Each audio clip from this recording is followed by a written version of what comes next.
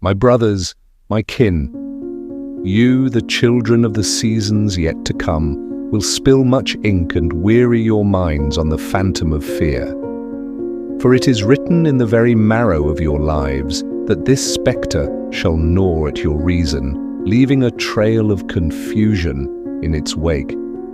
The fog that blinds you rises from a place unseen by my age, a waking of ancient primal terrors, stirring deep within the silent halls of the soul, shaping the fates of men and the pulse of nations. You shall ask, in your restlessness, is fear a curse that binds us or a grace that saves? Is it a mountain to be scaled and conquered? Even from this distant shore of time, I tell you, it is a threshold we must cross, for we have wandered far from the wild cradle where for millennia our nature was forged in fire.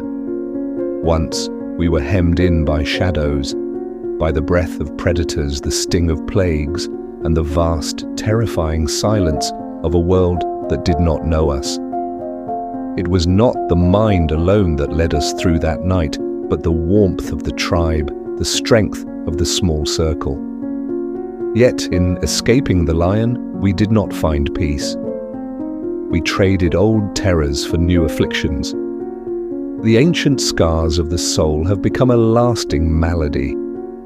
The new man is a creature of unease, haunted by a phantom anxiety, even as his bed grows softer.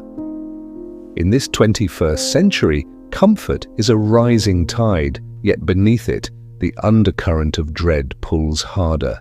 We speak not of the sudden spark, the startle of the beast, the reflex of the flesh.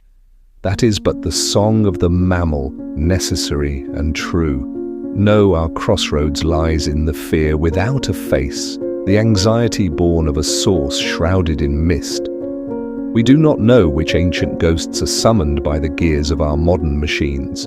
Consider the heart heavy with the weight of gold, the tenant who trembles as the season of rent returns.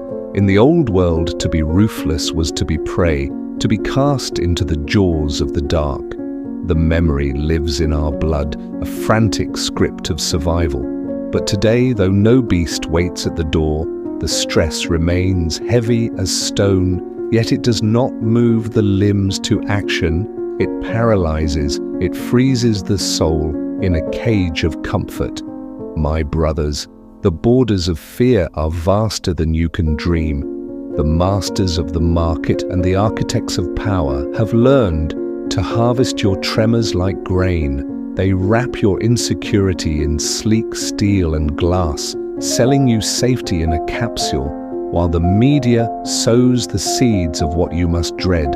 They tell you the very air is poison, the very earth a trap, until the heart is convinced of its own fragility, and the poor are driven by the whip of losing it all.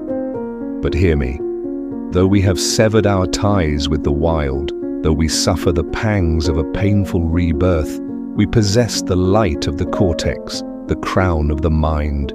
Fear is not the sole master of the amygdala, it is a language that can be rewritten. If we had the power to turn a piece of paper, a currency, into an object of existential terror, then we have the power to unmake that spell. This agony you feel is but the labor of adaptation. We are shedding an old skin that no longer fits. With the tools of the mind and the courage of the spirit, we shall bridge the gap between our ancient blood and the new world we have built. Fear is a shadow. It is time we turned toward the sun.